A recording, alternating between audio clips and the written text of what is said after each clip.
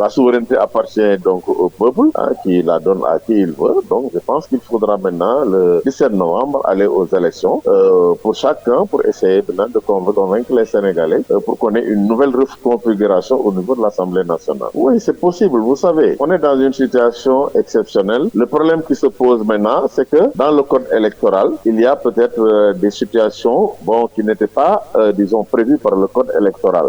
Par exemple, en ce qui concerne le dépôt des candidatures, en ce qui concerne le parrainage. Mais ces questions-là peuvent pour moi trouver une solution parce qu'il ne faut pas oublier que c'est le Conseil constitutionnel qui a un rôle de régulateur du jeu politique. Il peut être saisi par le président de la République pour un réaménagement, disons, du calendrier électoral. Bien que ça soit très serré parce qu'il va falloir trouver une solution pour la question donc de la collecte des parrainages parce qu'avant, il fallait prendre l'arrêté fixant les modèles de fiches 150 jours avant, au moment, disons, de la fixation de la caution. Bon, pour la caution, ça ne pose pas de problème. Le code électoral au niveau de la partie réglementaire dit qu'en cas d'élection législative anticipée, c'est le montant de la dernière caution qui est, disons, donc appliqué. Maintenant, le problème, c'est le parrainage. Il va falloir donc maintenant voir est-ce qu'on va le supprimer ou est-ce qu'il faut le maintenir, quelle va être, disons, dans quelle proportion les gens vont donner donc des signatures, etc.